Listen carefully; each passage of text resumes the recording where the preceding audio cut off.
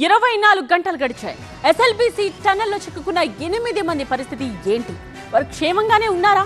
NDRF బృందాలు తమ rescue operation లో భాగంగా టన్నెల్ లోపలకు వెళ్లి వారిని పిలిచినా రెస్పాన్స్ రాలేదు. మరోవైపు నీళ్లు, బురద టన్నెల్ ఛాలెంజింగ్ గా మారాయి. ఈ పరిస్థితుల్లో సహాయక చర్యలు ఎలా సాగుతున్నాయి? దాని మీద ఫోకస్ చేద్దాం. ఎస్ఎల్బీసీ టన్నెల్ దగ్గర రెస్క్యూ ఆపరేషన్ కొనసాగుతోంది. టన్నెల్లో చిక్కుకున్న 8 మంది సిబ్బందిని బయటకు తీసుకొచ్చేందుకు ఆర్మీ రంగంలోకి దిగింది. నిన్నటి నుండి సహాయక చర్యల్లో ఎన్డీఆర్ఎఫ్, ఎస్డీఆర్ఎఫ్, సింగరేణి బృందాలు పాల్గొంటూ వస్తూ ఉన్నాయి. ఇక సహాయ చర్యల్లో 301 మంది రెస్క్యూ సిబ్బంది పాల్గొంటున్నారు. ఘటనా స్థలం దగ్గరకు వెళ్లేందుకు తీవ్ర ఆటంకాలు కూడా ఎదురవుతున్నట్టుగా తెలుస్తోంది. ముఖ్యంగా బురద, శిథిలాలు ఉన్నాయని రెస్క్యూ టీమ్స్ చెప్తూ ఉన్నాయి. ఆ నీటిని తోడేందుకు ప్రస్తుతం సహాయక సిబ్బంది ప్రయత్నిస్తూ ఉన్నారు.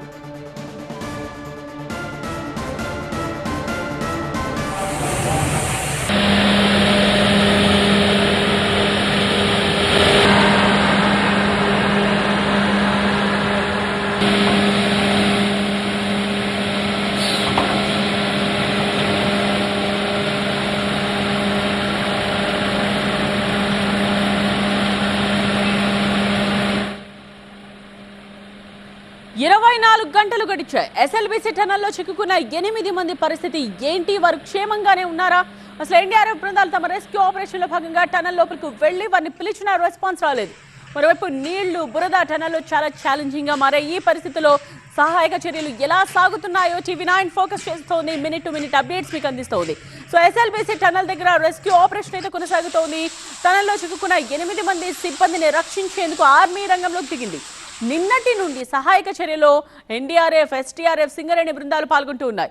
సహాయక చర్యల్లో 301 మంది రెస్క్యూ సిబ్బంది పాల్గొంటున్నారు. ఘటనా స్థలం దగ్గరకు వెళ్లేందుకు తీవ్ర ఆటంకాలు ఎదురవుతున్నాయి. బురద ఒకవైపు, శిథిలాలు ఇంకొక వైపు ఉన్నాయని రెస్క్యూ టీమ్స్ చెప్తూ ఉన్నాయి. ఇక నీటిని తోడేందుకు సహాయక సిబ్బంది ప్రస్తుతం ప్రయత్నిస్తూ ఉన్నారు.